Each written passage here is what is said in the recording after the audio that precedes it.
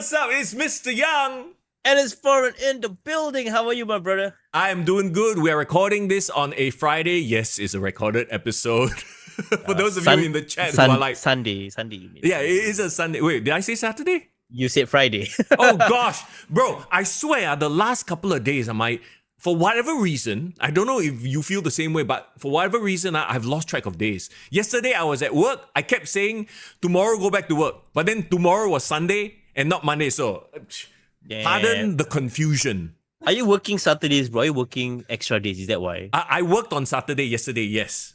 Damn, what happened, bro? Why bro? It's the life. In the media life, sometimes you have to work some weekends. It is what it is, right? Yeah. The most important thing, you better get paid, my brother. You better get paid. Oh, the irony of that statement, bro. Anyway. Yes. I mean, it has been, I would say a busy week for me as well. So I was telling you off camera, right? Yep. Like, currently reservist, that's why I'm a bit botak. Yes, so clean shaven also. Yeah, I miss my beard and like I don't know whether I should share the news here, but like I'm in the middle of moving out. I'm gonna be renting my own place soon. Nice. So you won't see all these shelves, cannot see all these titles. Probably be a new background soon. So that'll be fun. That's gonna be a big step. But hey, more space to do the podcast, right, Mr. Young? Yes, sir. But the real question is, how much input will the other half have into the new place? Because as a quote unquote either married or attached individual, suddenly your ideas go out the go out the window, but they don't take fruition. Like, for example, all this I had before I got married. Because once we get our BTO, all this is not gonna be there. No, bro. Then how is all this background? What's gonna happen? Storeroom, bro. Damn. Son. I will still come back here to my dad's house because it's my whole setup, it's here. Yeah. I see. So basically, this is still gonna be like your quote unquote studio if you want to record. Yeah. So this will be my quote unquote my work room, really lah.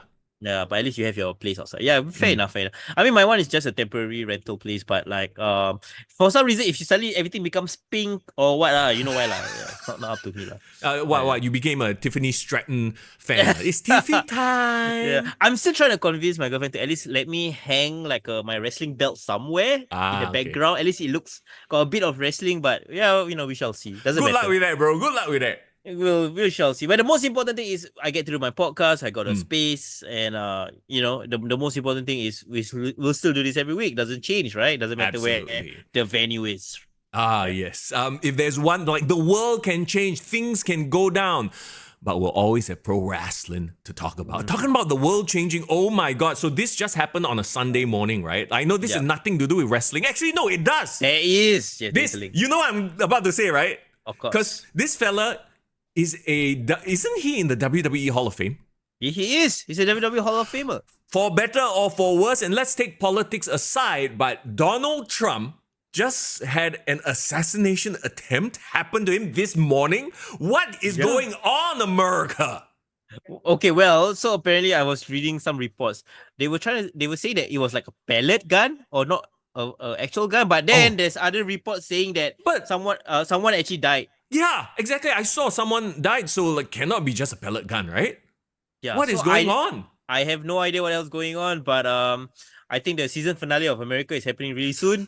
I mean, my gosh! Like, obviously, if you don't know what happened, first of all, maybe you should watch the news.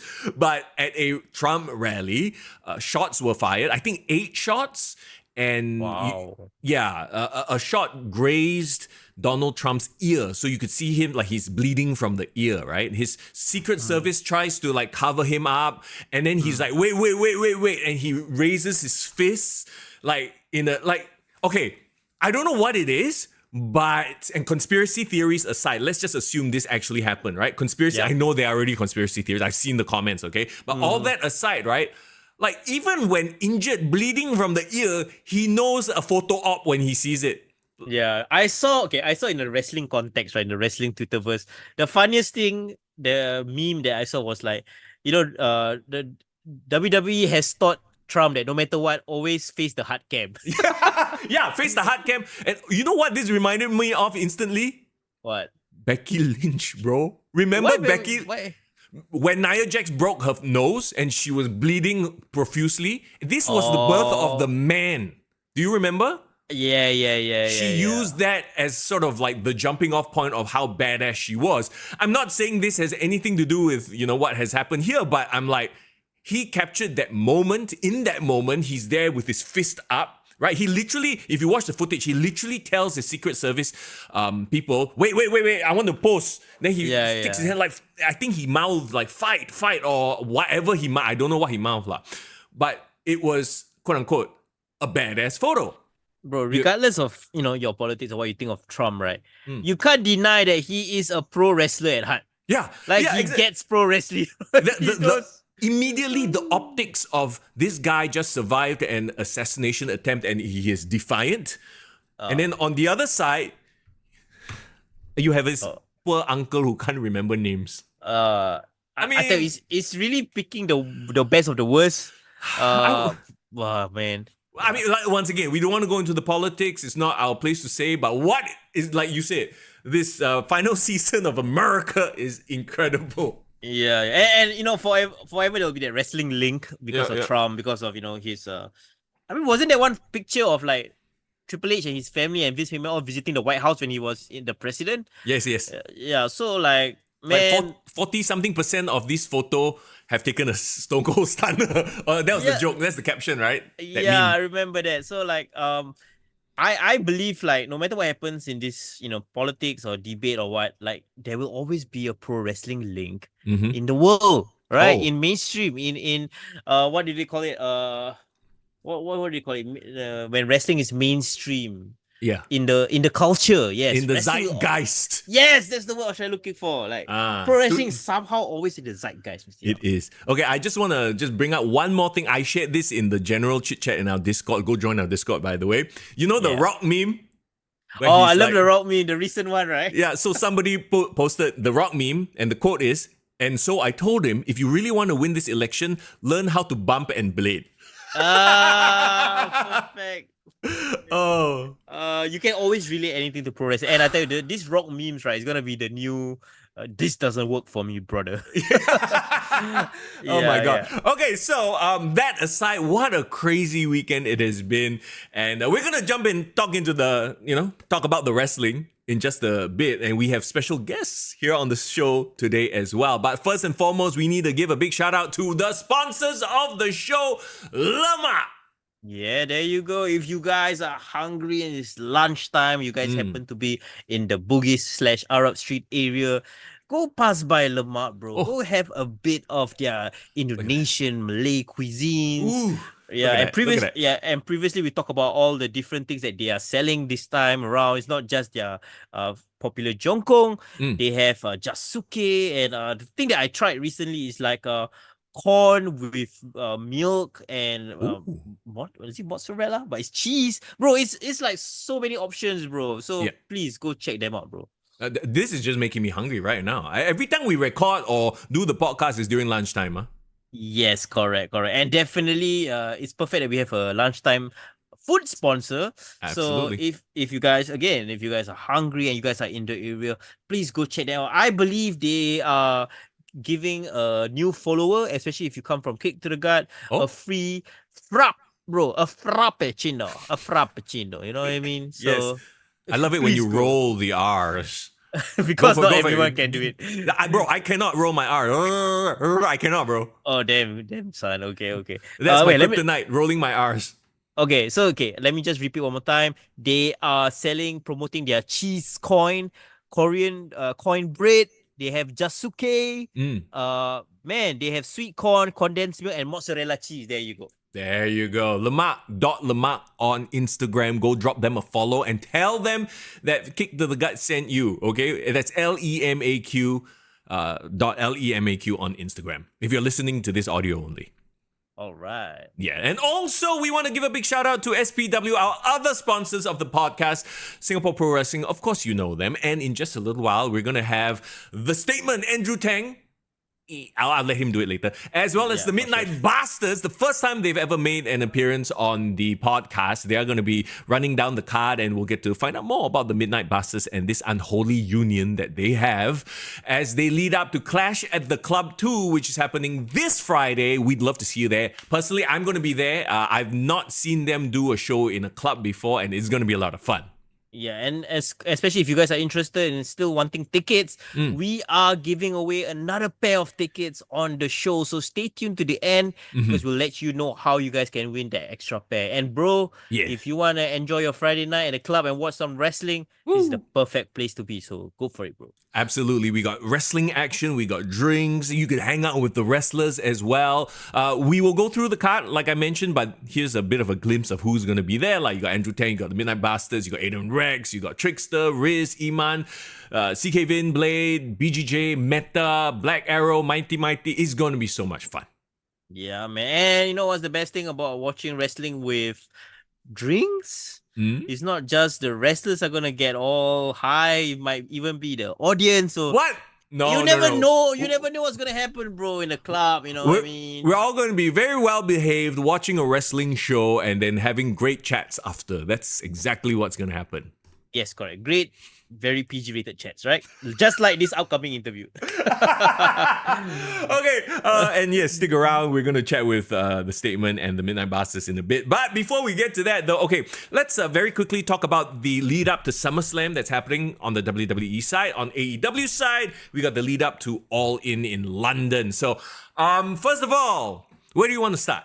Like, what immediately jumps to mind right now? Okay, let's do chronological order, right? So last week, of course, we reviewed WWE's Money in the Bank. Money in the Bank, and John Cena's announcement of his retirement tour. And the news cycle just passed by so fast, right? Because as you were about to go on air, Mommy returned, right? Rhea Ripley returned. So let's very quickly, I know we didn't talk about it too much because we had so many things to talk about last week, right? But John Cena's retirement, it's not just a retirement. He's going to go on a retirement tour. And if you think about it, in the past year, we had The Rock return. And now, leading into Netflix year, we are going to have a whole year of the last time John Cena will be at the Nassau Coliseum. The last time John Cena is going to be at this arena, that arena. Bro, next year, WWE is going to have sellout after sellout after sellout. How much is Saudi Arabia going to pay to be like, hey, we want the last appearance of John Cena? All these, like, from a business standpoint, how brilliant is this, bro? Bro, and you know what's the coolest thing about all this, right? John Cena's retirement, the entire storyline and the entire booking of it is essentially just maybe like a B or C storyline. Correct, yes. Right, it's not even like the main storyline of the whole of WWE right now. Like, you know, you said, right? You got the Bloodline storyline. You got Drew McIntyre, Seth Rollins, CM Punk, all that drama. You got Judgment Day, Liv Morgan, Mommy, Dominik Mysterio. Bro. You got the Wyatt Sicks in the mix. That's sort of in the background. You have a brewing thing with Bayley and Nia Jax and Tiffany Stratton. And again, when we always compare to the Attitude Era, what was so good about Attitude Era was every single wrestler had a storyline and there was always a chance for an overlap, right? Yes. No, and that's the beauty of it too. Like going back, I know we said this last week, but how they sort of set up the Drew, botch aside, right? The Drew, Priest, CM Punk, Seth Rollins thing. Now you've actually set up 4, 5, 6 different matches down the road already. Just by one event, just by one thing happening. Correct. This is layers upon layers right now, and that's why WWE is in the state they are in because of storytelling. And you know what? I'm glad that you brought that up because I very quickly want to jump over to AEW. While this is fresh in my head, right? I know a lot of people are very excited about what happened at the end of Dynamite. And I actually watched Dynamite. To their credit, I'm like, okay, I saw this shit go down on Instagram. I watched Dynamite. Because it got me excited and interested, like, oh my God. Of course, I'm talking about the big turn, right? Toni Storm and Mariah May. Mariah May wins the Owen Hart Cup Finals, which gives her a shot at Toni Storm's title. And then, the big turn with the blade job. And, it was brutal. It was an incredible swerve, but it's exactly that. It was a swerve. It was an angle. I'm not saying it's not good. It was a good swerve. It was a good angle, but an angle is not a story. I want to make that distinction very clear. You know who was very good at doing angles? Vince Russo. Okay, It's a swerve, bro. It's a swerve. I get that it was shocking, and maybe some people, especially when you don't follow the product consistently, right? AEW at this point in time, It makes you want to watch. It makes you want to watch, yes, but also you might think that, hey, is this out of the blue? Is he just booking haphazardly? But I found this thread, right? I don't know whether you saw, we posted on Instagram that there's this comparison, if you're a cinema lover, right? That this whole entire storyline between Mariah May and Toni Storm actually follows the story beats, the exact story beats of this classic old Hollywood movie called All About Eve. Okay.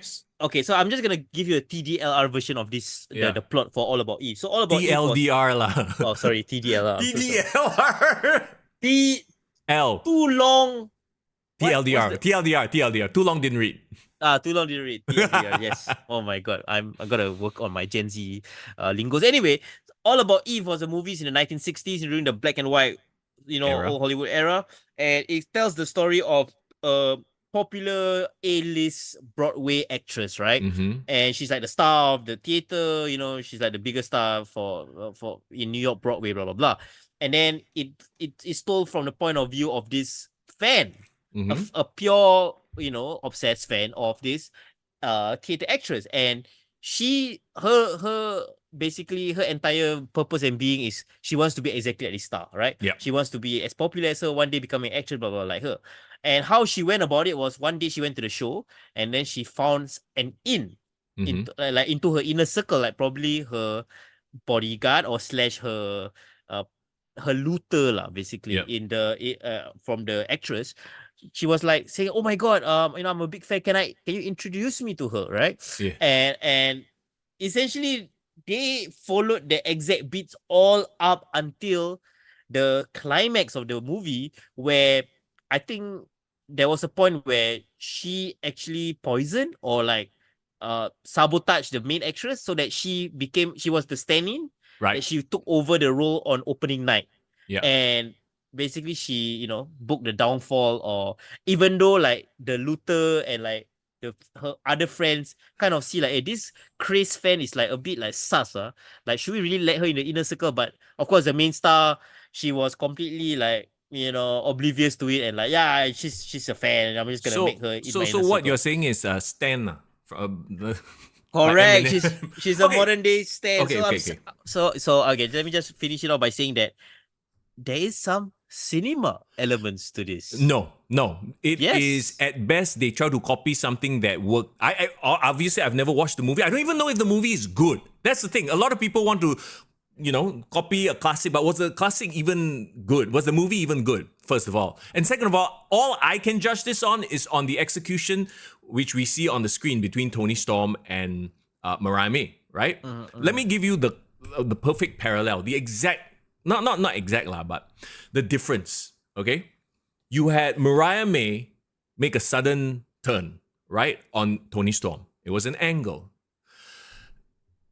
Any time in the past couple of months did we see any cracks? Was there any anticipation for this? No. But we didn't follow it enough, right? Didn't follow it enough to know. I don't know if, I mean, as far as I know, there was no sort of like angle where she gives side eye. And if there was, I would have seen it on social media as well, Compare that to the return of Mami. The return of Mami was so anticipated, and all she had to do was walk in. Why? Because you've built anticipation through storytelling with Dom, with Liv, the relationship that, Rhea and Dom has had for the past however many years. That is storytelling. That is slowly giving us, and for example, when Finn finally turns on Damian Priest, it's going to be that it's going to happen already because they've been laying the seeds. Whereas with this, there was literally no freaking inkling that it was going to happen. The last thing we remember from them was the three of them kissing at the whatever event. Correct. So Forbidden Door. Yeah. The only way I would say to salvage this, or not salvage, or probably give substance to this. Yeah. The follow up on backtrack. Dynamite, right? Yeah. Where they retroactively. Yeah. Retcon, they Like, retcon it. So what it is, it's one of the it's like a comic book trope, right? Sometimes it works, sometimes it doesn't work. I don't have faith in AEW ever making this work. But anyone saying that this was great storytelling is huffing the copium. It's a good angle. Don't get me wrong. It got me interested. I want to see what's happening. I'm not saying it's bad, bro. I'm saying this is not storytelling. This is an angle. And just because they copy an old movie doesn't mean it's storytelling. And the only way that this can turn into a very compelling storyline is that because they have all the ingredients, right? You know that this partnership has been going on for quite a while. Yeah. She's a fan. Maybe they never lean into the fact that she's hinting on her turning, because everyone and their mother thought that it would be Toni Storm turning on Mariah May, right? Yeah. Eventually, but this was completely a swerve, right? You're right in the sense that it is an angle and unexpected at that.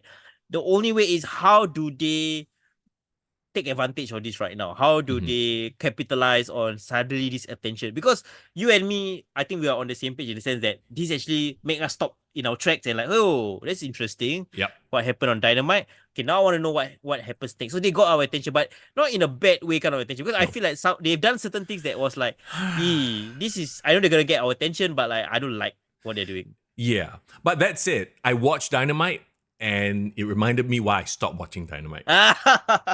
Other than that angle, right? The rest of the show was like, and here's the other, once again, it's a booking. Like, why did Bryan Danielson have to bleed in his match? It literally added nothing to that match. And it took away from the big main angle at the end of the show. You know, once again, it's Tony Khan not stepping in and saying, okay, because we have that big bleeding angle at the end, nobody else is supposed to bleed. Yeah. You know, he doesn't have the cojones to actually tell Bryan Danielson, sorry, you cannot bleed on this show. Because once again, Bryan Danielson bleeding for what? Yeah, and Bryan Danielson is one thing, and of course I do like him winning this Owen Hart Championship. That's the link, right? But Hangman Adam Page returning, right? Do you feel like it's very random, and like, is he established as a heel or a face now? I don't get Hangman's character right now. What? Right? Why are you surprised? At this point, why are you surprised that people are just vague? It's sort of, human beings are shades of grey. Yeah, okay, sure. So you want me to their explanation is like you watch Avengers and then suddenly Captain America does something sus for the sake of swerve or for the sake of, it makes no sense. No foreshadowing or I get what you mean. Okay, like you want to use the comparison of like Tony Khan playing with his toys, right? Like I feel the way Triple H plays with his toys is good because maybe he had the experience from Attitude Era, right? Where every single wrestler, whether it's a top star, mid-carder, job guy, has a story. So any one night, right, Funaki can challenge Triple H for the world title and it becomes a very compelling storyline because of people's love for Funaki or his own, you know what I mean? Like it cross-pollinate into different storylines, right? Indeed. Yes, I remember. So, right, I feel like, again, it goes back to Tony Khan becoming the main puppeteer of AEW. He has so many good wrestlers that he can utilize. Like imagine if you have all this cross-pollination between Bryan Danielson and Okada and Ospreay and MJF now back in the mix. Again, all of them can be really compelling characters. I'm just saying. Yeah, but none of them and there's no follow-up. Once again, we go back to Bryan Danielson after getting dumped on his head, and then Will Ospreay, oh my god, I'm never doing the Tiger Driver again. And then now he's back. Like Bryan Danielson, there's no follow-up on that. Here's another neck break. The Young Bucks broke Tony Khan's neck, but they can't be fired because of a no release clause or whatever bullshit. And then you have Christopher Daniels, but then they can get rid of Taz from commentary to insert Chris Jericho because none of this, there's no consequence. You know? Freaking Tony Khan has been established to be backstage. They literally show him in shots. They mention, Tony Khan is backstage. Didn't he get dropped on his head? There was no follow-up to that whole storyline, right? Like his dad came out, Shad Khan came out to, my son, what's good? And literally nothing, no consequence. If there's no consequence, we as an audience, we're like, okay, all this is for show only, for fun only, it's rubbish, right? Speaking of no consequence, right? I'm just so disappointed in how terribly they handled they handled the Adam Cole Devil storyline. Oh, right? no, that one is like, okay, it was a flop. Let's just get the hell away from it. It Yeah, feels like like it. it sucks lah, but whatever lah. But the thing that I'm annoyed with, right, is like MJF, right? MJF Oh. is their star. He returns. He returned for 2 weeks. He become babyface, right? Yeah. Fight Rouge, fight Cheryl, Shadow. whatever it is, right? Like, okay, get that out of the way, right? Yeah, sure. And then now they do this whole thing where he turns heel. Of all people, Daniel Garcia, whatever, right? But okay, now MJF is a heel. Yep. I was I the only one that watched his heel promo on Collision last week? I think so, because nobody else did. Like, why would you do they? Yeah, they're dumb. Why did they cut that very, very important promo, by the way, to establish him back as a heel? Yeah. On Collision, the same night as Money in the Bank, when no one's gonna watch. Exactly, right? Like, did they put it on social media at least? I'm sure they must have, right? Of course they put on YouTube after the fact and all that. Yeah. But the thing is, right, it should have been on Dynamite, that same Dynamite that, they had the Toni Storm thing happen, because it would have been a very strong segment. Yeah. Instead, we got Will Ospreay cutting his promo, and I like Will Ospreay, right? We love Will Ospreay, right? But the MJF promo should have been on Dynamite instead. I listened to that promo, and I thought it was, in my opinion, like, yeah, MJF is back. Like this is the MJF that we like. And he gave a very good reason why he turned back heel. I do not know whether you watched the promo in full yet, but remember he actually did a throwback. He pulled out footage from last year where he said that he got this rejection syndrome disorder. And that was during his lead up to his storyline match with Adam Cole for All In last year. Yep. And he said that, that's the reason why he's so scared to be vulnerable, so scared to open up, because he doesn't want to get hurt. That's why he would rather be mean and evil, right? Yeah. But then in that storyline, as the baby face, he said, "But I'm not scared anymore, right? I want to be your scumbag," and that's how he got shit as a face. But then he actually used back that footage, and he said, like, "See what you guys did? I tried to open up. You guys told me I should open up and be vulnerable, and I did. And what did that get me? I got my back broken for trying to pull out all these great matches. You guys dumped me for Samoa Joe, and then you guys dumped me for..." So basically, he made logical sense why he turned back heel, because he was heartbroken from trying to open up. And the worst thing that got the nail in the coffin is the fact that his best friend Adam Cole turned on him. Yeah. So look, here's the thing, and we've said this ad nauseum. Great workers will always rise to the top, right? Yep. He is essentially, it's like, okay, if you guys read comic books, right? It's like this writer writes, for example, Spider-Man for 3 months, and he makes a fucking mess of the storyline somehow, because his idea is this, but people hate it, right? And then the next one is a different writer, and that writer is a very talented writer, so he manages to freaking retcon everything to make it so that it makes sense. That's what MJF is doing here. He is literally in What If, I don't know what's the overall sentient being. Yeah, the Watcher, right? Yeah. He's literally trying to course correct a lot of the mistakes. And he even said that himself in a promo. He's like, I'm what AEW needs right now. And what AEW needs is me on top to set things right again. I mean, it is. There's a lot of truth in that. Like, you don't want to talk about kayfabe, but it's a lot of truth in that. But MJF himself, Toni Storm herself, and that's just two stories that work because of the people in it, and not because it is a concerted effort made to work. Yeah. Unfortunately, right? And okay, so next week's Dynamite is supposed to be like the what anniversary? 250th? 250th episode or something like that. And they're already giving us MJF versus Bruv. So I'm expecting it to be some sort of a non-contest lah, a schmoz lah, because they can't possibly be giving us that match. Actually, knowing Tony Khan, bro, it might be a 45-minute classic, bro. Knowing Tony Khan. Yeah, I really don't know, but I think they won't. I think they will smart. They'll save it for Wembley. But my problem with this is, why is MJF not challenging for the world title? Like, this is gonna be at most an upper mid-card match at Wembley itself. So. And look, we all know the respect that we have for Bryan Danielson. We love Swerve, but how cold was the promo when Swerve came out after Bryan Danielson won?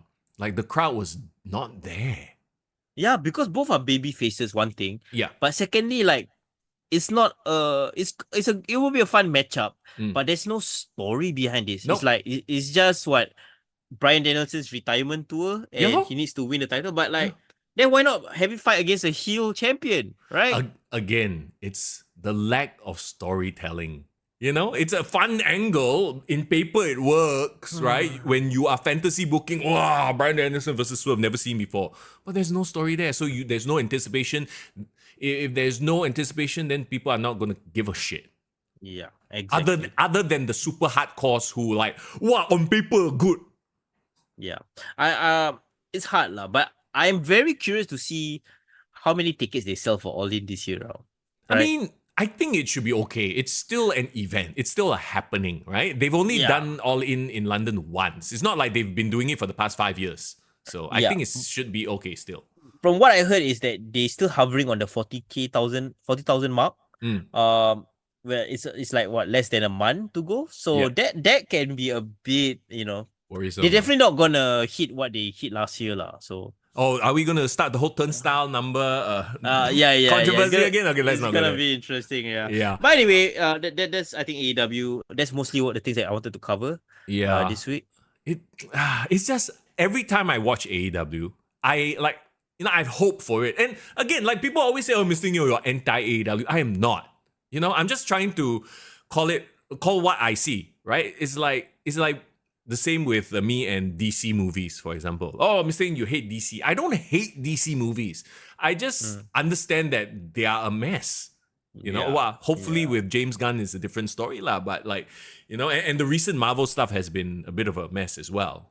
Yeah, and people have been hating on Superman, or at least the leak photos and stuff. People hate on. I'm like, okay, no, I don't like with the internet. Like, reactions are. It's like, they released the footage for. The trailer for what's that one? Agatha All Along. Oh yeah, Agatha. Yeah. People are shitting on it already. I'm like, you literally not one episode has aired and you guys are shitting on it. People are who shit on stuff for the sake of shitting on stuff. That is for sure.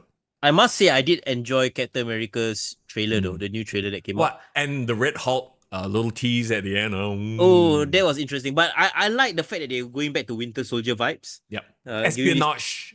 Yeah. And Harrison Ford is like the guy, right? If you grew up watching Harrison Ford movies, like he's the guy when it comes to like espionage movies. Yeah. So I guess that's gonna be interesting. And remember the last time they had a veteran actor, was it Robert Redford? Oh, he Robert was Redford, the right? yeah. He was also like known for all these espionage movies in the 70s. Yeah. So yeah, it's gonna be fun. It's gonna be fun. But of course, July is the month of Wolverine, Deadpool and Wolverine. So Marvel Jesus, bro. Just like in the trailer, Ryan Reynolds is Marvel Jesus. Can't wait for that.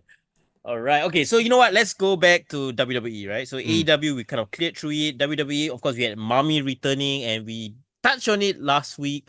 But I know for a fact, Mami, Liv Morgan, Dominik in the middle. They gotta do a custody of Dominik match, can't they? Okay, so Triple H is the game. I'm sure he loves his references, and this is like it happened at SummerSlam, the original custody match. So it has to be a ladder match, right? Like they have to do it. I would love Dominik on a cage or something like a Shark Tank. Do a custody, and then you need to have that spot where where Dominik comes into the ring. Remember, as a kid, he shook the ladder. Oh, so cute. Yeah, he needs to do that again. That's what I'm saying. Yeah. You know what? He should do that for who, right? Who? He should do that to stop Rhea. To turn on Rhea and he would truly be full on heel. Okay, so he will get the Edge Lita hit, bro, just by doing that. What are we leading up to a live sex show on Raw? Do you remember that shit? Edge Lita live sex show, bro. I do not want to see Dominik. I don't know. I don't find him. Never mind. Oh, okay. Yeah, well, and you find Edge a certain? No, I find Edge, at least he looks like the kind of guy that would do that. Like Dominik is like, nah. Yeah. Okay, all right. Yeah, anyway. Look, ultimately, right, once again, it's great storytelling. There are so many layers. So the next, when you talk about Judgment Day, Finn Balor, there was that whole whatever you say, boss moment. Do you remember that? Yes, I did. They have been, and they are already planting the seeds for a Finn Balor heel turn on Damian Priest. Now, a lot of people have said that Damian Priest's title reign so far, kind of mid. He doesn't have the aura, as the kids say. What's your take on Damian Priest? I think Yeah. he's suffering from the CM Punk problem when he first won the world title in 2008, where he has a following, people respect him, but he just hasn't hit the level of, okay, I see him as a legitimate world champion. Yeah. And it's hard when, at that point in time, when he was world champion, the whole bill for SummerSlam was John Cena versus Batista, first time ever, 2008 SummerSlam. Like he was a B character in his own show. And I think he's suffering from the same problem because while Damian Priest is the champion, all the attention is on Seth Rollins, Drew McIntyre, CM Punk. Yeah.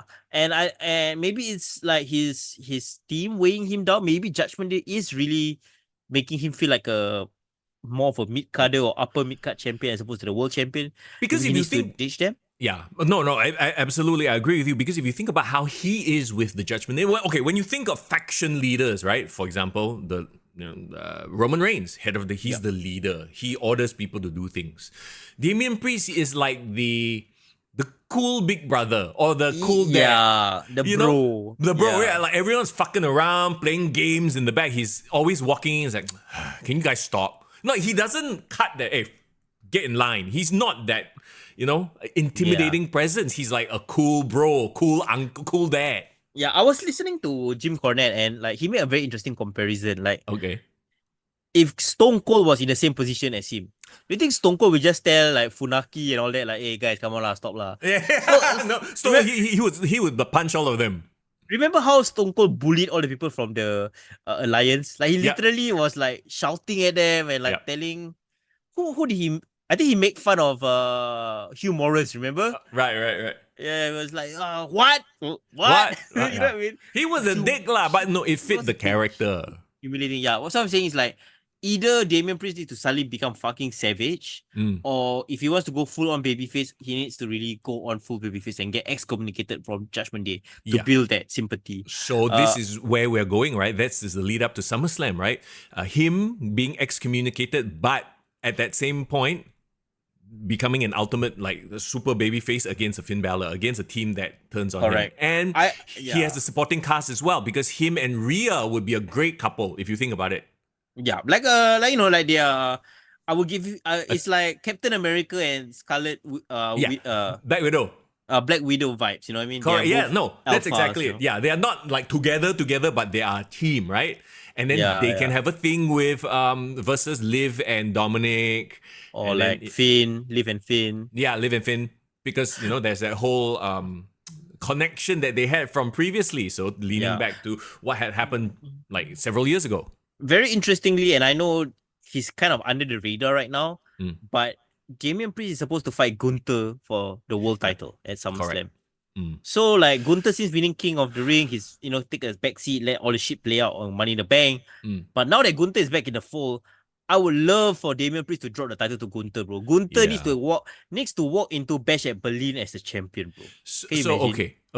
I think what would be cool is in the SummerSlam main event, it will be a banger of a match, I'm sure, between Damian Priest and Gunther, and Finn Balor costs Damian Priest. So at least he's an excuse to lose to Gunther, right? Then the rest of the summer, it can be focused on the Judgment Day, so-called Civil War, the collapse of the Judgment Day. That can be the B storyline while Gunther goes on to be the world title holder. Correct.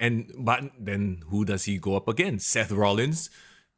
CM Punk, Drew McIntyre, that whole group, they are having their own little side story. The only issue I see here is like Gunther technically doesn't have a feud beyond that. Yes, but I also feel like, man, just one time. I don't know how they're gonna make it happen, but Gunther versus Ilya. Bash at Berlin. Just a one-off match. They can do it one. They can. Just a one-off match, bro. Yeah. He wins some tournament, something, some shit, whatever lah. Can one lah. Yeah. Maybe he's like saying, you know what? I only will allow to fight a European opponent. You know what I mean? Something like that. That'll be fun. Oh, bro. He will only fight somebody that he has lost to before. And how many people have beat him? Like 3? Yeah, Ilya, Sammy, Braun Breaker. Bro, that's it. That's the stipulation. I will It's only like- face people who have beat me before. They can easily work it into a storyline. You can have a fatal 4-way, you can have a triple threat. To qualify, right? Yeah, and then Yeah. Ilya wins, and then they can have their headlining match at Bash at Oh. Berlin. Bro, we Oh, booked this shit already. It would have been so perfect, but you know what? We shall wait and see. We should trust Papa H to see Yeah. how he's gonna bring us there. But yes, What- Gunther as the champion. But bro, see, here's the thing. Maybe they've already sort of planted the seeds because on commentary on Raw, they brought that factoid up. That's the only reason I know this. Only 3 people have ever beat Gunther. So, like, dude, we are literally in a time where anything they say means something. Oh, perfect. And you know what? Remember what Triple H said in one of the press conference? Mm. Everything counts. Yes. Including social media, including everything online. Yeah. Like, they're even doing it on NXT. Okay, on NXT, they do it very heavy-handedly, I feel. Yeah. Well, Vic Joseph, he will straight up quote Joe Hendry's entire song lyrics. Yeah. Before the big, show. And let's talk about that. NXT, Joe Hendricks is a bigger Joe Hendry. I believe in. He is a bigger draw than anybody on AEW right now. How crazy is that? It's so hilarious, and the best part is like he was supposed to team and was a surprise partner for Trick Williams. Yeah. But the moment Joe Hendry came into it, I felt like Trick Williams kind of took a step back. Like it was the Joe Hendry show, right? Yeah. And how funny is, right, that 3 out of 4 of those people last year were all in different promotions, right? We got Joe Hendry from TNA. Yeah. Now, and Ethan Page and Sean Spears from AEW. And fucking like, to me, actually all of them were trying to help, in my opinion, elevate Trick Williams, because Trick Williams is actually the greenest out of all of them, right? Yeah. But I love what NXT is becoming again. It's like half a developmental, half like a rolling territory. Yeah. You get what I mean? I mean, AEW talks about the whole Forbidden Door thing. At least NXT is doing the Forbidden Door right? They're drawing the connections. They're making it like, Wesley did that whole thing. And now I'm watching NXT again, like full on. They've actually caught me because of storytelling, right? Wesley comes out. He's like, oh shit. He's teasing retirement or leaving the business because he lost to Obafemi, right? Yeah. And then who comes out? It's the Rascals from TNA. Like, And I do not know much about the Rascals, but it made me want to look them up and find out what's the connection between Trey Miguel. That one guy was his tag team partner, MSK. Oh shit, from the previous run, right? Yeah, I think whatever allegations against that guy were dropped. That's why they were okay to bring him back. That's why he, he was the one who was like, hey, no, bro, don't feel down, blah, blah, blah, whatever lah, Yeah. And, of course, as a Singaporean wrestling fan, you will always need to have a stake in the NXT because our boy is there. And he's trying to make it. He's trying to break through that roster, and I believe in Dante Chen as well. I believe in Dante Chen. Remember, Stand Up for Singapore is National Day month coming up soon, so perfect time. Perfect. We need a Dante Chen's appearance or match in August. Yeah. For National Day. I hope Dante goes to Shawn Michaels like, hey, Shawn, like his friend there. Shawn, 9 August, my country National Day. If it falls on a Tuesday or that weekend, let me 9 August this year, I believe, is a Friday. It's a Friday. It's a Friday, bro. That week, NXT need to feature Dante Chen. He needs to go out with a Singapore flag. Let's do it, man. Hey, and beat up who? Lexis King again. Lexis King move on already, unfortunately. Yeah. So yeah, it's once again exciting times over in WWE. On all the shows. Correct. I don't know if you caught anything on SmackDown, but they have been developing this Nia Jax, Tiffany Stratton, Bailey thing. Did you see what happened? Yeah. I mean, I remember the biggest takeaway is calling Bailey a BBL. So that was interesting. What? Okay, so what is the reference there? I know BBL means she got big butt or something like that, right? Yeah, like Brazilian butt lift or something like that. So is she implying that Bailey got a butt lift? No, I think she's trying to question her thickness. Whether it's legitimate or not. Oh God. Okay, whatever it is, Nia is the last person to talk about these kind of things. Well, that line aside, so there's the whole tension, because Nia Jax beat down Bailey, right? And then Tiffany is like, should I cash in? Should I cash in? And then she wanted to cash in, but Nia's like, hey, what are you doing, huh? Why are you like this, huh? Yeah. And they're supposed to have some sort of alliance, right? Between Tiffany So and Nia. they are like friends now, something like that. Yeah. So it's interesting because I always love, having Tiffany in the mix. I think it's important that, she's being highlighted, especially after winning the title. Because we also realize that she's still a bit green because remember her Yes. performance during the press scrum? Oh gosh. Like I was And like, okay, this maybe promo that she did, okay, so here it's very interesting, right, with Tiffany Stratton. She is very over now. I think it's a combination of her look, a bit of irony, because she's still a heel. She's technically a heel. She acts like a heel. Yep. She wrestles like a heel. She promos like a heel. But for whatever reason, people are getting behind her because she chose. She got a nice moveset, whatever it is, lah. Right? So she has a very babyface moveset, if I might say so myself. Okay, yeah. But then when she starts promoing, right, her voice is like, damn annoying. Yes, I was trying to find a nice way to say it, but it's both the pitch and the inflection. She's supposed to be a valley girl, right? So I'm like, is that her putting it on, or is that something she can change when she turns full babyface? Or is she going to be a babyface because she gets beat down by Nia Jax? I don't know. Tiffany is a very interesting character, but I do give her the leeway of her being like new to the business or still young. She's green, right? Relatively young. And she's what, less than 25, maybe 23, 24. So like, give her a couple of years. I do not know whether it's too early to give her the title right now. Yeah. Or does she carry all the way to WrestleMania? I don't know. But judging, I was there in Perth for Elimination Chamber. She was the biggest star of the entire match. So, I mean, we know she has the tools, lah. Yeah, I mean, to be fair too, like, you got a hot story over on the other side with Liv and Mami. So this one can be the B story lah. She can just hold on to the briefcase, for a couple of months. Yeah.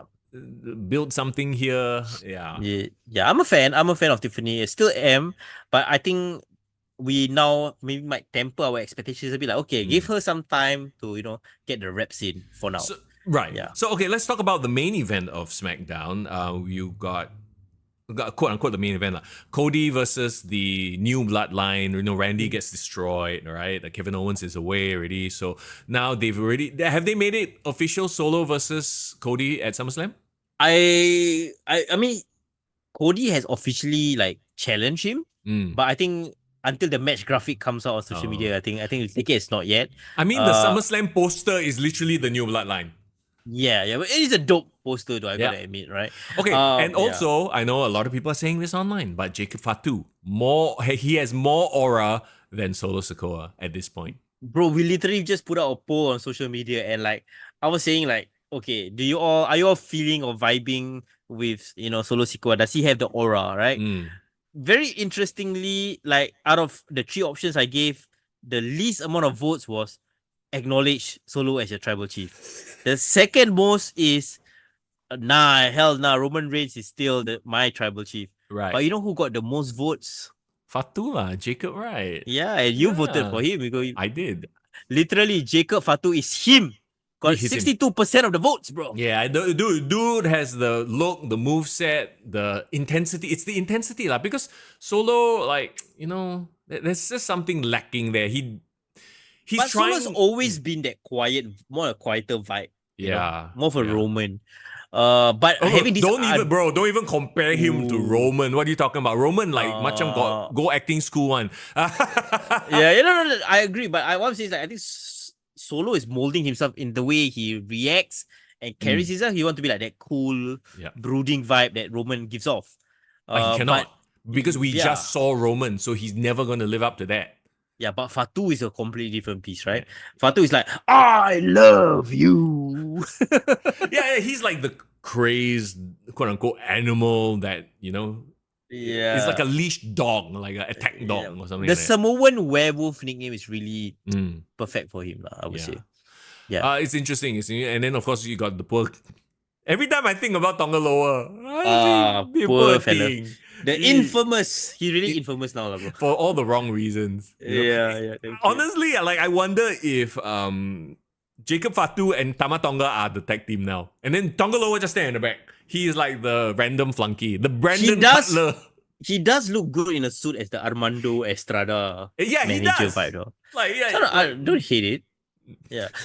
My question is, right, bro, do you feel like Solo and Cody feels like a worthy main event? I Like in his mean, current iteration with now the bloodline around him and all that. I think so. I think Okay. so. You know, Okay. Yeah. only because we have another main event. So, you know what I mean? It feels like a good 1B.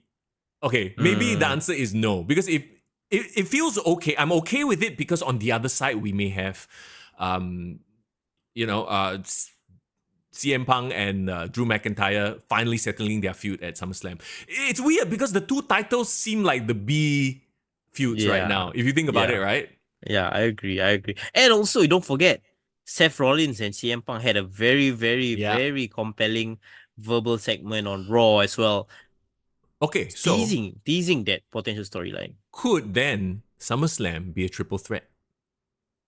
Mm. Instead, and then they save Drew and CM Punk for Bad Blood because literally Bad Blood. It's a Mm. first blood match. I don't know. I don't know. I don't know. I think it's too early to put Seth and Punk in the same ring. I feel like they should revisit CM Punk and Seth Rollins for WrestleMania next year. Like, Okay. give them more time to breathe and tell that story. Because I think they were trying to tell that story at the start of the year, but they Yeah. went another way. And Drew and CM Punk became the main story. Mm. Let that blow up, but Yeah. then have Seth somehow be near or in and around that storyline and then pull the trigger after that. Okay. I see where you're going with that, but it's Bad Blood lah. It's the opportunity to have a first blood match. Bad blood, first blood, hell in a cell. Just do something crazy. Just to, Yeah. because bro, it's been the best feud of the year, my opinion. What, Drew CM? Yeah, Drew CM Punk. Yeah, for sure. And they never even had a match, so it's Nope. crazy, right? No. And that's why I feel like maybe a triple threat because maybe CM Punk is not fully ready. So in a triple threat, you can have Seth and Drew do most of the work. CM Punk just come in for a bit here and there, lah. But you know, it's kind of a cop out. I get that. Yeah, but it's fun. I think whatever way or whatever how they unfold it is the fun part about this storyline. Yeah, and of course, what's the Wyatt Sicks gonna do? Not Uncle Howdy, sorry.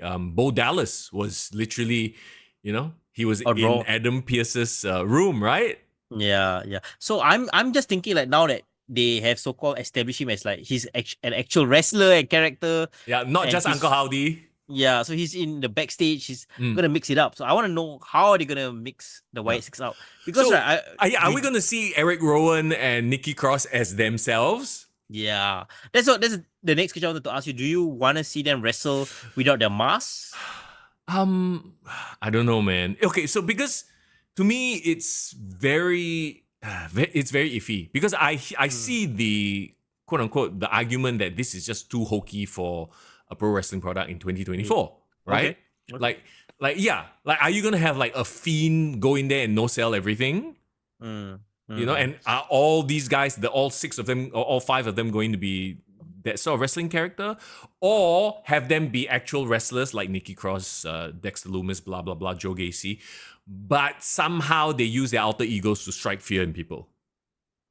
I really can't give you the answer because I know the kind of criticisms Cornette has given Wyatt Sicks, but I know a huge chunk of the fan base loves this kind of horror stuff. Yeah. And it's more than just like, oh, I love the Young Bucks, I don't like the Young Bucks style, It's literally 2 different philosophies. Like, how do you find common ground? No, because once you get into the wrestling of it, you see that's where it kind of falls apart, right?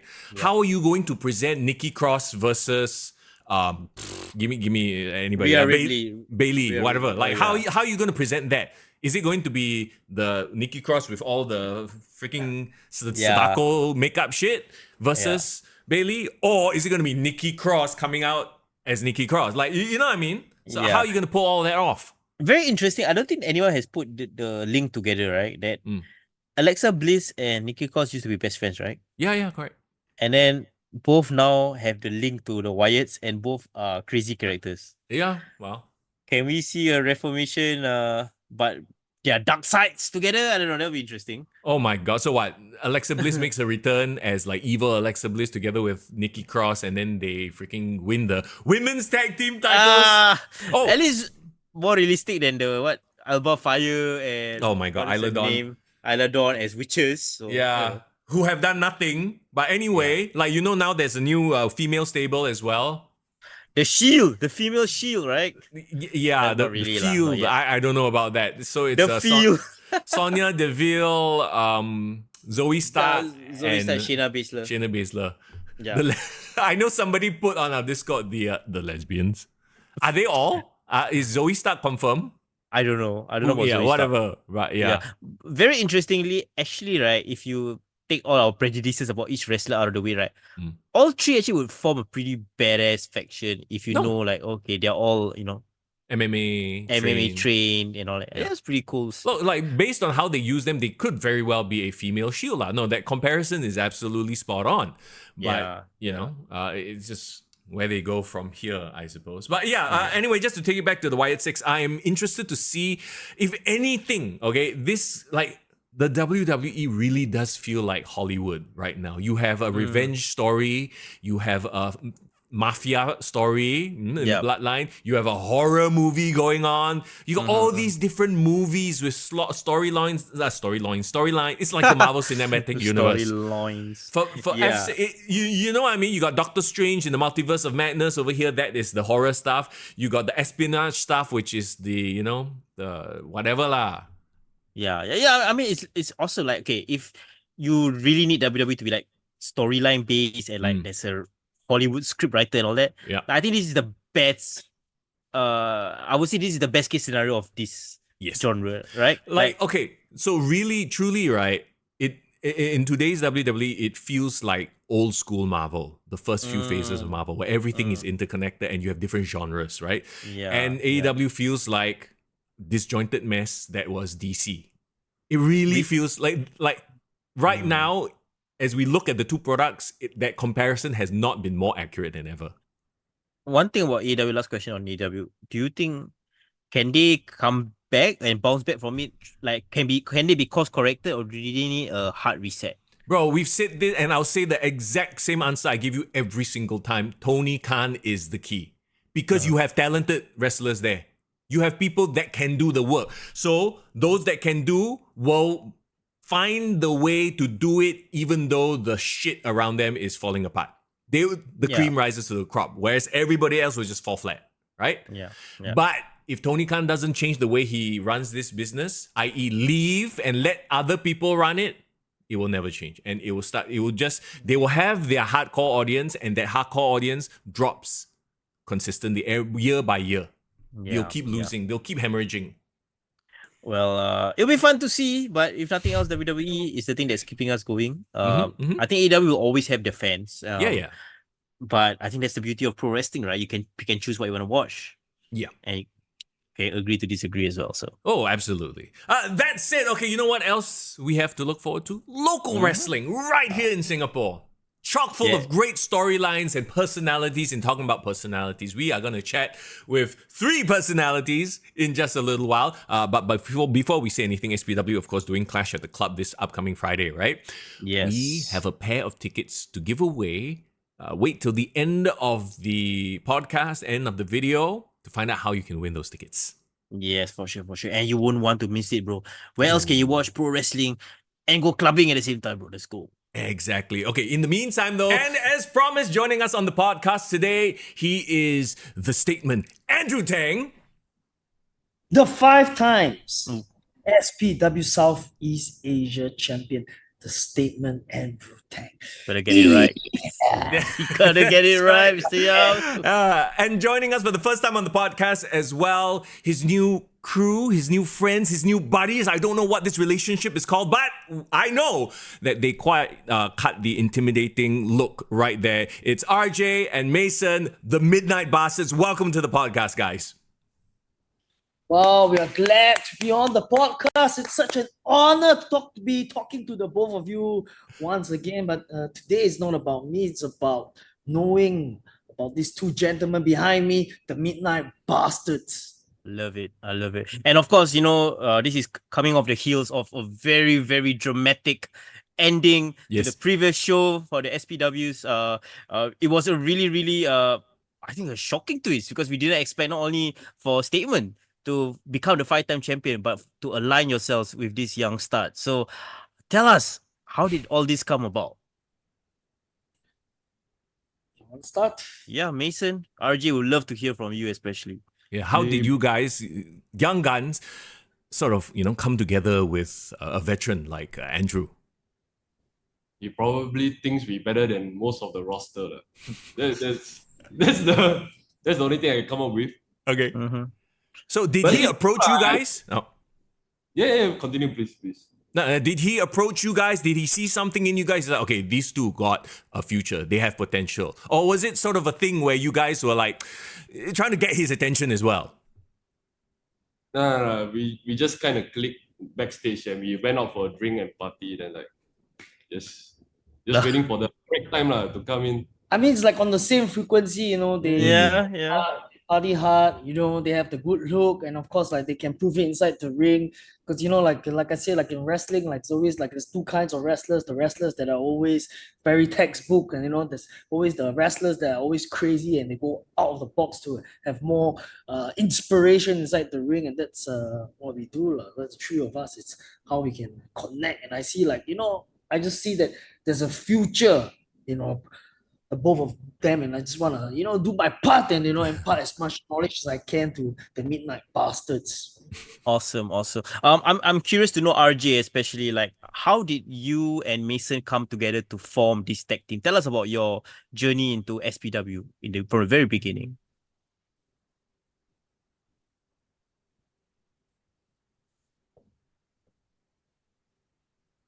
Because we are the best. Look at the whole roster. Mhm. Have you seen our roster? Have you Yeah, seen we- the tag division? For sure. Yeah. See, who else? I only align myself with the best Mhm. person I can click with. Because he's my brother right here. This guy. Why do you think we align ourselves with the statement as your question earlier? I don't find it shocking. You guys find it shocking? What happened at the main event? Well, it was Oh. shocking, but it wasn't unexpected if I had Yeah. to be really honest. Mm-hmm. True. Yeah. We've been keeping our eyes on you guys, especially people from our listening community, Mhm. grading your matches and rating your matches as well. And they've been really, really impressed by the Midnight Bastards because you guys are pretty new to the scene. So like, can you tell us like how long have you guys been training before actually making your debut? I mean, first off, as you guys should be, you should be impressed with me, myself, and my brother. That's the first. Mm-hmm. We've been training about probably a year. All of us started at the same time. Nice. Aiden was the one that saw something in us and decided to put us in a tag team. Mm-hmm. I think we did pretty well, right? Yeah, I mean like, what do you think? We only trained for like 1 year. Do you think we like better than most of the guys? It's only been a year. Right. Nice. Yes. Who else in the division? I mean, it's like the X factor, right? Some people may be training for 7 years, 8 years, but they just don't have that connection with the crowd. But when you take two guys, when they walk through the door, whether it's in the club, whether it's inside the ring, they get attention. They get the attention of people, eyeballs on them, eyeballs on me as well, right? So of course they deserve all the final things in life. They deserve all the matches. You see, and the thing is like they dish out punishment after punishment after punishment to most of the individuals that step inside the ring with them. So Yeah. So that's what you saw in them. They were naturals. Naturals, yes. So let's take them. it back then, guys. Midnight Bastards. How did you guys get started in pro wrestling in the first place? Were you fans of the sport, or was it a thing where I know a lot of people came through playing the video games? Like, how did it start for you guys? We'll start with you, Mason. I just like the spotlight. I think a lot of people ask, I just tell them, no, bro, I just like the spotlight. It's like it? better than Yeah, it's better than sex. Like what you say, it's better than sex. I mean, especially I don't know, after, but I love sex as well. I but agree. after the show, then like female fans come and say I'm hot. Then like, oh, fuck, bro, yeah. It's the attention, you like you go. enjoy that. Yeah. He even got a female fan who wants to like bring him out on dates. Like what? Damn. Yeah, living the life of a superstar. That's what we do. Got you. So, do you watch like the WWE? Did you grow up on going to SPW events, that kind of thing? No. Last time, I guess, but I joined mostly because of the violence. Not because not like all those nerds. They say like, oh, this is my dream. No, not really. Oh, very Okay, cool. realistic fella lah, this one. He just wants to dish out as much punishment to all the poor masses that steps inside the ring with him and his dear brother over here, you know. Yeah. Yes. This is very interesting. So you wouldn't say that you are a wrestling fan growing up, but you just were attracted to like the violence of the sport and you wanted to kind of, experience it yourself. Yeah. When I competed in Muay Thai, I already loved the spotlight. When I came to wrestling, I even love it more.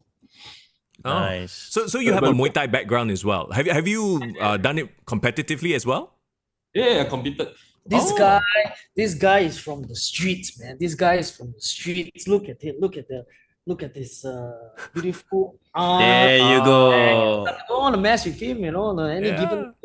Yeah. AKS Angkong Sia. I love it. I love it. Okay, great. Oh. Yeah, go sorry, ahead. Young. Foreign. Okay, like RJ especially, right?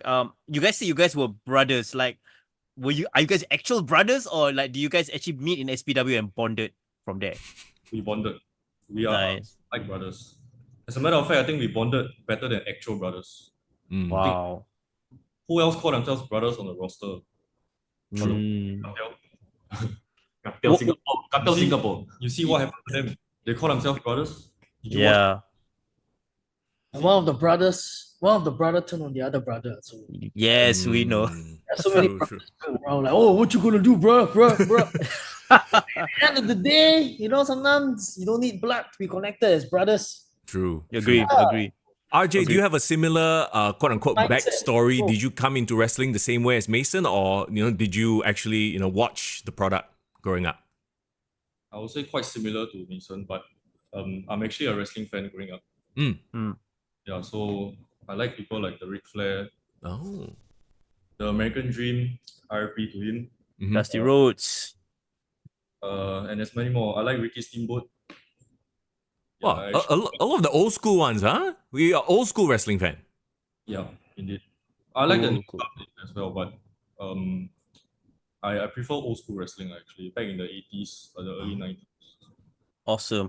And like I'm assuming you guys are still young cats, like in your early 20s, mid 20s. And was SPW ever on your radar, or like you guys discovered the promotion like very randomly? RJ maybe, or Mason? I just searched pro wrestling. SPW is the only thing that came up. Okay. Cool. What about Mason? How do you transition from Muay Thai? I figured I was like too pretty to get hit anymore. I mean, look at me, my face very pretty. I Sure, don't want yes. to hit anymore. So I just decided to go for pro wrestling, but end up it's worse lah than Muay Thai. Oh, okay. Yeah. Why is it worse? Gets trained by me, of course, the number of bumps that he needs to take, Okay. number of the gun he gets from me. Of course, in order to be the best, one of the best, as fast as possible, you need to get tough training because that's what I believe in, right? I see. So it's the Tekan sessions from Statement that is another next level to Muay Thai training. It's worse, it's worse. I see. Amazing. And speaking of like fans and like female fans, for example, right? Like I do realize that like for you guys, the Midnight Bastards, when you guys come into the ring, you already have that aura, that that heel tendencies come very naturally, especially from a audience point of view. But is it something that you guys had it in you, or like you guys really had to bring that out of you to be able to perform in that level? You just say be yourself. We're not pretending to be somebody, you know. I see. So this is all authentic. You guys really are rascals in and out of the ring. Yeah. We don't need a gimmick to get over. I mean, What for? We are being ourselves, bro. yeah. I don't understand. I love it. Right. Well, so I would assume that being at the club, especially for Clash at the club too, the second one, this is going to be a bit like your home turf lah. with no ropes, no turnbuckles, that kind of thing at the club. People Oh having my a rowdy Yes, time with drinks. Marcel, Yeah. yes. We're gonna use anything that's to our advantage. We can take. When we see, we take, we Yeah. use. I love it. Just get Oh the my goodness. We're gonna get the W as a top, as in like our first time together as a team. We're gonna get the victory, man. Nice. Okay, we'll get to your match in just a bit, but I want to run down the card here and also get your guys' opinion on some of the, matches. And, if you want to pick a winner, also can. It's up to you all, but tell us what you think about some of these matches, okay? Talking about Clash at the Club, SPW, of course, this upcoming Friday. If you haven't gotten your tickets, go to their Instagram page and scan the QR code, get your tickets right now, okay? But here we go. We got Trickster versus Iman. All right. Tell us what you think about those two guys, first of all. RJ, what do you think? Trickster. Oh, okay. Do you see a kinship? Are you friends with Trickster, or do you just find him very amusing because he does all the magic tricks? Or is it because you hate Iman? all that, yeah. I think Trickster is the better wrestler. Okay, all right. I think we should direct that question to Mason. Okay, Mason, yeah, what do you sure. think? We'd love to hear your thoughts. I would say it's Iman. He's like Aiden's number one dick rider. So he learns that- a lot from okay. Aiden. We call him Biden Rex. Right. Oh, wow. Why? Biden. Rex. Because But A and B. I Yo. love it. I get you. Okay. That's actually hilarious, by the way. Yeah, it is. That should be a chant by. No, wait. We shouldn't be chanting that. Okay. Interesting, a little division here, but it's fine. Ultimately, you guys are focused on your own match. What about yourself, Statement? What do you think of these two guys? I think these two guys are promising. Iman has shown like his technical abilities inside the ring, and Yeah. in the past match show, and I always think that he can definitely walk the talk. Trickster, as usual, he's a unique character. He looks interesting. Yep. I mean, it's not as big and jacked as like most wrestlers, but I mean, just take a look at him. I mean, you still second glance and see like, what is this skinny guy doing inside the ring or inside the club? But this guy is very, very sneaky. He has so much like magic up his arsenal. He's not just a wrestler; he's a magician. Yes. So, like for me, what I want to see is, I want to see him how he can incorporate his magic into pro wrestling. Yep. Yeah. So, it'll be an interesting match. But for me, I will think that I will go with Iman. I think that Iman will be the more dominant man inside the match. Okay. I love to see it. Will we expect any sort of interference? Because I know there have been some dissensions from even from Wolfram Cartel with the previous show with Trickster and all that. I don't know, man. I mean, you're gonna find out on Friday. How can I tell you everything, man? Yeah. Anything happened in SPW, right? And You it's never a club. It's a club never know too. You who never else. know. Yeah. You never know who else. Maybe suddenly someone will come out from the club and suddenly just lay the smackdown on us, and we'll never know, right? The club will be like drunk patrons. They drink a lot of beer, drink a lot of mutton, and then suddenly lay the smackdown on the both of them. We don't know, right? And if that happens, and then the whole roster will be a battle royal on the poor individual, or a handicap match on the poor individual, man. But I mean, don't lay your hands on us, man. Don't lay the hands on the product. Dude, it's going to be crazy. What I usually look forward to in a Trickster match, it's right there in his name. What kind of magic trick is he going to pull to distract people? Yeah. You never know. It could be a fireball, it could be like cards, it could be anything like this fella. Bro, alcohol and fireball don't play. Oh, You yeah, never know. You never know, huh? Okay, sorry. All right, He will literally set the whole club on fire, or set the roof on fire. Literally, the whole building will burn down thanks to the Trickster because of the slap on the face. Let the mother. Okay, anyway, let's move on to the next one. All that metaphorical. Let's talk about Blade and CK Vin versus BGJ and Meta. Okay, very interesting. So you got a tag team here. I don't know how Blade and CK Vin got together. Do you guys know how they sort of came together and became a tag team? Or is this a team of convenience sort of an issue? RJ, please tell them how they got together, like from what you see in all the videos and the matches. Blade and CK Vin. He's taking his own sweet time. Man. I know. He's slap his face. Just to make it faster, is it? No. He's just contemplating his moves. You see, the man's playing chess in his mind right now. I feel like he's drawing it out to make it awkward to scare us. I feel It's an alpha move right there. Alpha move. I like it. Okay. Yeah, yeah. But yes. The Well, Blade and I Kevin, have yes. no idea how CK Vin and Blade became a tag team, but I think they suit one another. Mm-hmm. Well,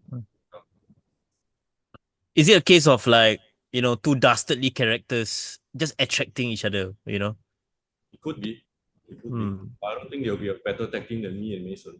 I was about to say that, like, there are some similarities between the two of them and the two of you guys, the Midnight Bastards. But on a scale of bastardism, I guess you guys are higher. Bastardry? Bastardry? Bastardry, I like that word. Okay, on a scale of bastardry, you guys on top of them, lah.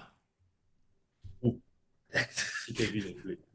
Bro, they are fucking nerds lah. Shots there you go. fired! Alright, I love it. Okay. Mason just giving it to us direct. I love it. Okay. What about BGJ and Meta? What do you guys think of them? I mean, BGJ especially is a big guy, right? He's a powerhouse. Are you really gonna ask them about BGJ? I mean, like they really like dish out so much punishment. Did you guys watch Yeah. the previous show? Did you guys Yes, watch I was there the previous show and you guys certainly gave it to him. You guys remember what exactly happened? Well, what happened on the stage, that I remember that very clearly. What you guys did to him or what he did to you guys actually. But Exactly on the stage. You see what happened to Jack and Cheese? well, Cheese, I think you guys really did him dirty lah. As in, like you guys really gave him a good whopping. So I know that you and BGJ have your issues, and whether it's solved or unsolved, that remains to be seen. I think I'm done with that fat bastard. What? So it goes without saying that you guys are behind Blade and CK Vin on this, lah. Even though you guys think of them as quote unquote nerds, no love lost between BGJ and. Even though they are nerds, I'll still go for them because they are a better team than BGJ and Meta. What the Right. hell is he? He's not even coming for the show. Is he dead? Yeah, I don't even know why he's not on the card, man. Like, I mean, as he should be. From the Fucking hell, it's not cool. if you guys remember, Jack and Cheese challenged us. to a Yes, Mm. I did remember. So what do you guys expect?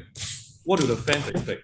They're gonna pull off a miracle and then whoa, oh my god, they're gonna challenge the gangsters to a street fight and then they're gonna come out victorious. Wow, it's so surprising that I pinned BGJ with 1, 2, 3 right there.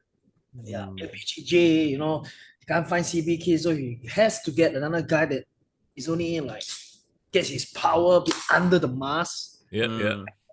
Like, when was the last time Meta had a match, man? Yeah. Wow. Yes. Okay. Very one-sided, But you never know, right? You never know. Like, maybe like suddenly, Meta has like some magical power from the comics or something, right? I guess he has his doll that comes around, like like he has his own voodoo doll, right? Like Maybe Bomo like that, like Bobo, like are we doing Dambala? But maybe this doll maybe gives him the power. You never know, right? Maybe that doll might be the extra X factor inside the match. I know you can smuggle that in the club lah. I don't know what else they can smuggle in the club, but that should be interesting. maybe a bit of alcohol is the power. We are in a club after all, You never know, huh? One drink, all of a sudden this fella change. I just want to see Now we got the alcohol. Now we got the alcohol. We wanted to get the alcohol during the interview. But later, right? How we gonna get inspiration and how are we gonna, have more ideas for I what see. we wanna say, right? Yes. I expect the interview to completely loosen up after this. Yes. Okay, we're turning it on its head then. Just as well, we're going to talk about another match here. Aiden Rex versus Riz. Okay. Interesting matchup right here. Let's get your thoughts, Andruew, because obviously, you and Aiden Rex have a history. You took the title off of him. What do you think of this match up right here? I think it's gonna be interesting to see because Aiden Rex, I mean, no stranger to me. Yeah, exactly. And then Riz, well, I don't know, maybe Aiden's gonna get fired. Maybe he's gonna think back about Ignition and he's gonna wanna try to like picture Riz as me. Maybe he wanna try to like break Riz's arm. But I don't know, maybe you'll see an aggressive side of Aiden Rex in this match. Because you want to prove something. He and we have our upcoming event as well, Hardcore Island 2, Yes. 6-man tag match. You definitely want to prove something to me. I'm sure you see a more tougher and more aggressive Aiden Rex on Riz. But yeah, I mean, I always like competition. So I just want to see what Aiden Rex can do inside this match. Yeah. I'm for once I'm supporting Aiden Rex. I don't know what about you guys. Wow. Aiden, I mean, come on. Okay. I mean, I'm glad that you brought up the match that you guys are going to have at Hardcore Island 2, right? Because I very quickly want to touch on that. Hardcore Island 2 is happening on August the 16th at the Fuchao building. Of course, you guys are teaming up again against Aiden Rex and Dr. Gore and Butcher Man. So that's the Horrors. So obviously the Horrors, they've been a tag team in SPW for a very long time. They're veterans. So Mason and RJ, what are you guys feeling going into that match in August, in mid-August?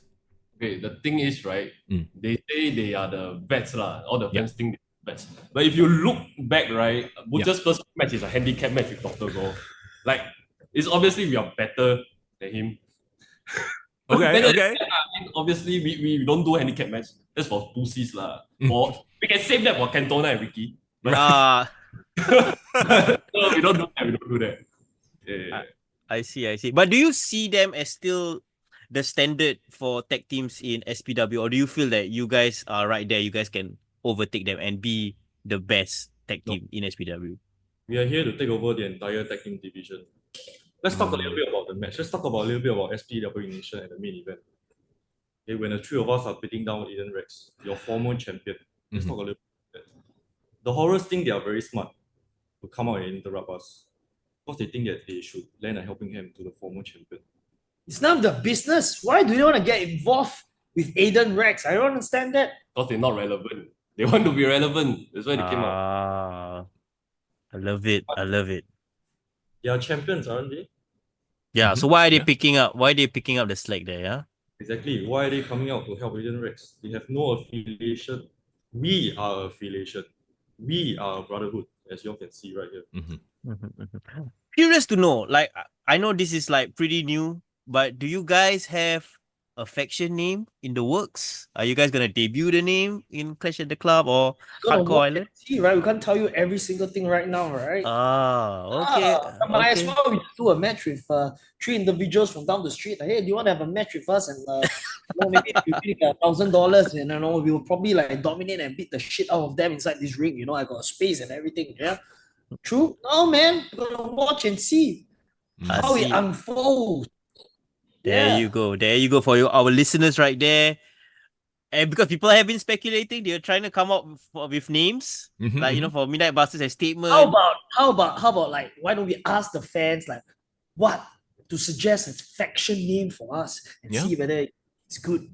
They may like some keyboard warriors with the no face may say like, oh, we are pussies and stuff. But I mean literally we don't care like literally can they even like do what we do inside the ring? Can even like prove or like can they even like have half of the street cred that we have? No, right? Yeah, I love how when WWE they just like smash both names together. So I'm thinking like the Midnight Statement or the Statement Bastards. The Statement Bastard. Midnight. But Statement is not a bastard. It can be a bastard to some people, to some girls. But to the people that I care about, I'm a sweetheart, right? I'm a sweetheart, guys. Yeah. There you go. Sweetest guy in the business. Sweetest guy in the business, Okay, so the Midnight Statement, I kind of like that, Foreign. Maybe we'll see if that sticks. We shall see. Let's talk about you guys' match at Clash at the Club, which once again is this Friday. If you haven't got tickets yet, go and go to SPW's Instagram page to find out how you can get tickets. Okay, it's at Ion Club, by the way, which is at Balmoral Plaza. Starts at 7:30 p.m. Okay, Statement and the Midnight Bastards versus Destroyer Dama and Mighty Arrow. Okay, first of all, let's talk about Destroyer Dama and Mighty Arrow as a team. That's a lot of beef on that side. How are you guys feeling going up against a team that is predominantly... Okay, you got two guys who are huge beef guys, and then you have a bit of a high flyer in Black Arrow. How? I mean, I'm no stranger to them. I faced the three of them in the Dormitory show before. I mean, like, the both of them were like Wolfram Cartel, right? Yeah. But me, I was facing them three on a 6-man tag match. Me, Ho, and surprisingly, at that point of time, it was the Butcher Man. But you know what? Yeah, I mean, Butcher Man and me, we were dominating inside the match. But it's because of Ho. That's why, because the fall. So right now, it's not my fault. It's not my fault. It's not the butcher's man fault and my fault, right? It's the damn Hong Kong guy, the skinny ass Hong Kong guy's fault. Used to destroy Dharma. So right now it's a redeeming factor. Redeeming factor. Me and my mates going against them. I mean, I'm no stranger to Mighty Arrow as well. I faced them a couple of times, and sometimes they win, sometimes we win. But yeah, I mean, man, every time when I get inside the ring with them, it's gonna be magical. Yeah, I think it's gonna be amazing. So I'm not afraid of them, man. I always love challenges, and I think this is a good warm-up match for me and a warm-up match for us against the Horrors and Aiden Rex. Awesome. I'm curious to do as well, Mason, right? Like, technically, this is gonna be the team, this faction's debut match, right? Is this your opportunity to really make a huge quote unquote statement? I mean, if you look at it, the people we are facing in Hardcore Island are bigger stars, so I'll probably still inflict some violence, but I'll save it for Hardcore Island. It feels a little bit like you guys are looking past Destroyer Dharma and Mighty Arrow. Yeah, not really on our mind. Wow, okay. The okay. confidence level is like all the way up there. My goodness. We just want to walk in. We just want to kick some ass. We want to drink some alcohol. We just want to party the night away. We are looking Just get the forward, money, and then that's it, man. Let's look out for the hardcore. Yes. looking Love forward for the after party. There you go. There Okay. you go. Okay, Wow. so Yeah, and Mr. Young, you can feel free to join us for the after party as well, man. Oh, for sure. I am all for that. I know this is a totally random question, right? But I want to know what kind of drunks are you guys? Okay, I'm gonna give it a guess. I think Andruew, obviously the life of the party. Wheeling and dealing, like the Ric Flair, sort of, he's that sort of drunk. That's my guess, lah. Yeah, Mason? I think I'm the kind of drunk that, when I wake up the next day, then I'll regret, like, what the fuck did I do? Who the fuck is this bitch beside me? The wild drunk, the wild, like too wild. yeah, I can imagine statements somehow ending up half naked for Somewhere. no reason, Yeah. and just like being shirtless and like getting people to like, are you gonna touch the statement? No, you can't. Oh my god. Okay. There you go. Mason, I'm gonna guess is like a fun drunk. Are you the guy who becomes like everybody's friend suddenly when you are drunk? Maybe.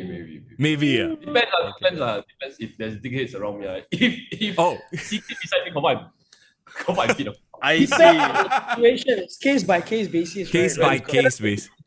We can tell with the individual, right? Yeah. True. So And it's RJ, I'm it's gonna Yes, it's either a fun drunk or like you're the one that starts fights. troublemaker. Troublemaker drunk. Okay, cool. Okay, RJ, I guess my guess is you are the quiet drunk, the one sit in the corner and just observe the entire scene, make sure everything goes down just the way you want it.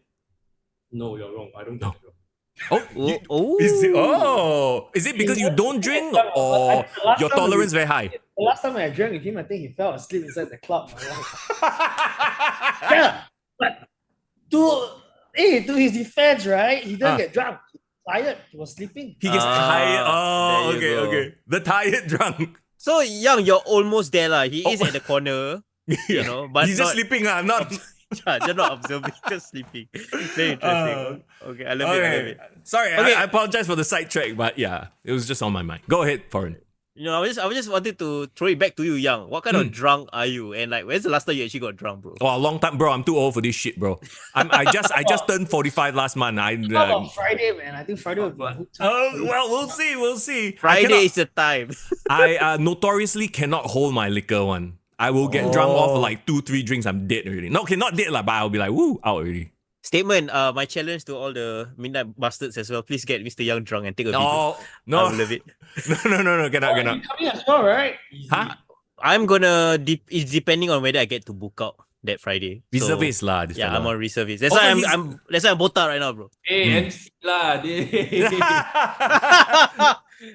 Fuck lah. Bro, if I get to book out that day, I'm straight away coming in my uniform. Fuck that shit. In uniform. I come in, I fucking wear my smartphone, I take out already. Go. Oh my god. Oh, it's gonna be wild. Clash at the Club 2. Coming to the club with your uniform. Wow. It's You want me to do that? That would be the most interesting thing that like Yeah. we've ever seen in our lives. Eh? Okay, You can. bigger stars than us. Yeah, bigger stars than us. Everybody were like, whoa, this guy's in the club. And after 10 o'clock, everybody were like, whoa, this guy's I a man. I tell you, SAF better not catch me after that. Yeah, But don't you get know, yourself in trouble, huh? but I legitimately will be from the camp lah. So if I can make it, I'll definitely come for sure. So Don't so wanna look, miss this. yeah, so looking ahead, guys, right? Like, okay, so Hardcore Island, you guys will have the 6-man tag, but also Midnight Bastards. Are you guys eyeing? You have to be, right. The tag team titles is you have to be eyeing the Horrors past Hardcore Island. What a question. I mean, most definitely. What else? What else is stopping us from being the best?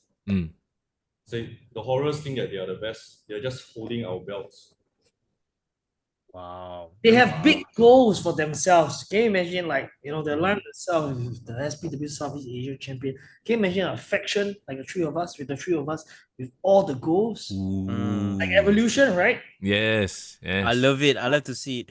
Yeah. And also very interestingly, when you talk about the goal, right? I'm sure there's a lot more shows from SPW before the year is over. Do you guys believe that before the end of 2024, you guys will be tag team champions? Wearing all the gold with statement as well. My goal is to like maybe fornicate with 10 female fans. The goal is Side Yeah, quest, but side quest. if you get the goal, you probably will fornicate with like 100 female fans, that's right? true. maybe, Right. maybe. Okay. Yeah. Yeah. Depends So you on gotta get that mindset right. It's about the mindset. Yes, there you go. Gold equals pussies. That's the way. That's what Ric Flair taught us. Then, Okay. like, you have the cash, you can sell away the goal for the cash, lah. Ah, love it. One thing also I would like to tell Midnight Bastards as well. Like, Statement has been on our Singapore Wrestler Top 20 rankings each and every month. You are ranking strong. But one thing that's very interesting, because this year when we started the SW20 rankings, right, the Midnight Bastards were not on any of our listeners' radars. But in the last 3 shows from SPW, you guys have been ranking 3.5 stars and above, 4 stars. So like, you guys are on the radars of our listeners. So what do you guys have to say to our listeners and some of the SPW fans who have noticed your work in the ring? Wanna go? Or I go? Bro, as it should be. Mm-hmm. Because expect we are the uprising stars. It's only been a year. Take note, it's only been a year. We only wrestled 4-5 matches, probably. Look at where we are right now. As the fans should recognize, who gives a shit about the other tag team division? I mean, I told you from the start, we are like better than most people already. There's a lot of things I still cannot do in the ring because my boss say don't do high risk move. Yeah. Lose. So if I do it, I'll probably be better than like Aiden Rex. I think You will be champion. There you go. Damn, a future match with Mason and Aiden Rex down the road, huh? That would be very interesting. Like, you'll definitely draw, man. Like, of course, man. whatever he can do, I can do better. Wow. I Okay, love the confidence. You just never had a chance to show it yet. Maybe in the right time, right place, yeah? Every handsome boss say cannot. I think the handsome boss know when is the right time to draw money and do it at that point in time, huh? It's about cash, is about the money. Yeah. Right. Yeah. Absolutely. And especially with someone who has the mind for the business, who's the veteran in terms of Singapore wrestling as well. Look, what do you have to say to the doubters, people who think that maybe your methods are a little bit underhanded? You know, not very nice guys. What do you have to say about fans who think that? Underhanded. I really, like, seriously, I really don't give a damn about what they think.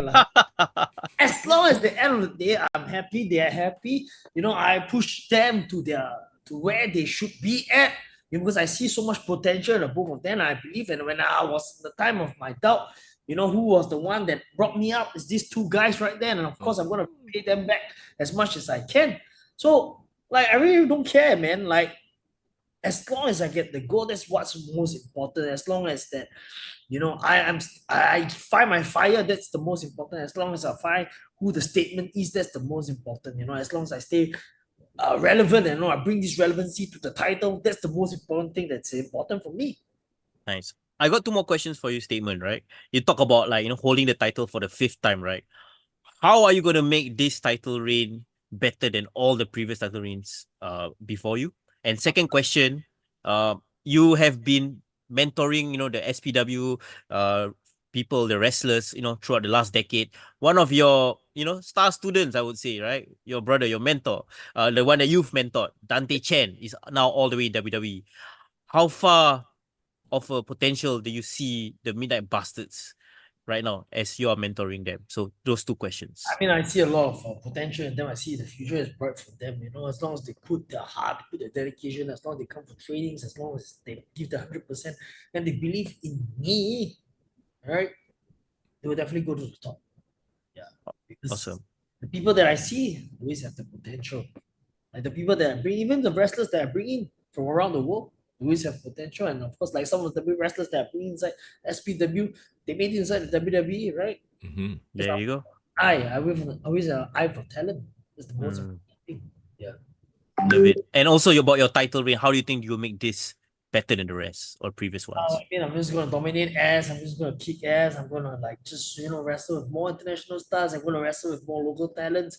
I don't know, man. As long as I always stay on top, as long as I always love a challenge. I always want to be the best. So whoever has a challenge for me, I'm gladly welcome to accept that. Nice. Awesome. So looking at SPW, right? So you obviously have, like we mentioned earlier, Hardcore Island coming up in August.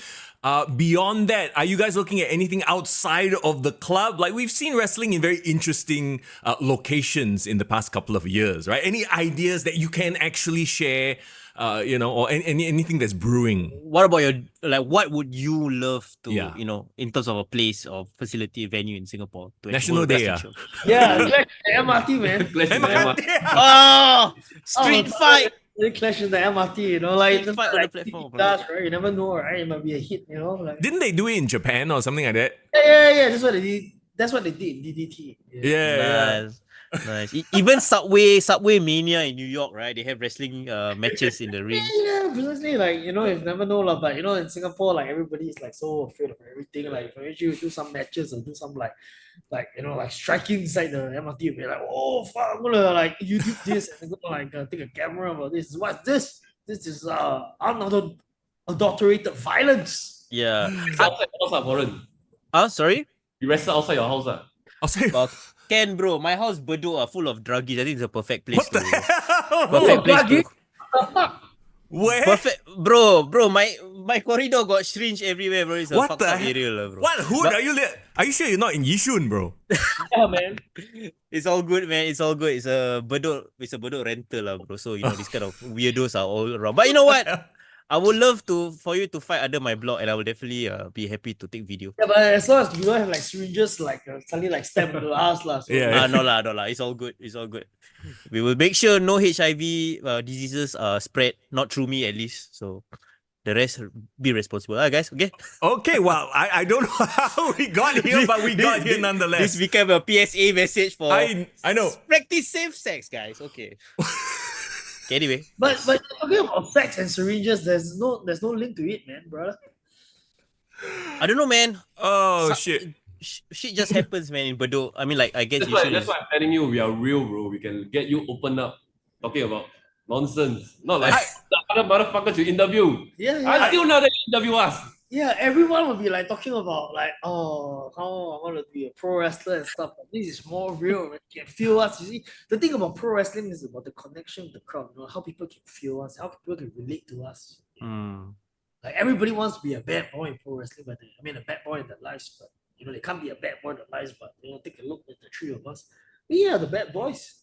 Yeah, we've seen the world. This guy has seen the world. Trust me, you don't want to know his story because if you want to know his story, it'll be a fucking 3 hours interview with him. Man. Oh man, Is I can't wait, it? man. Part Yeah. 2. I would love that. Never worry. Tell you what, if we are there this Friday, we will definitely want to catch you guys for post-match interview, and hopefully, I think that will be the time you guys show your true colors for us. In A front of deep the dive, cameras. bro. Deep dive. Deep dive. This guy brings the alcohol early lah. So yeah.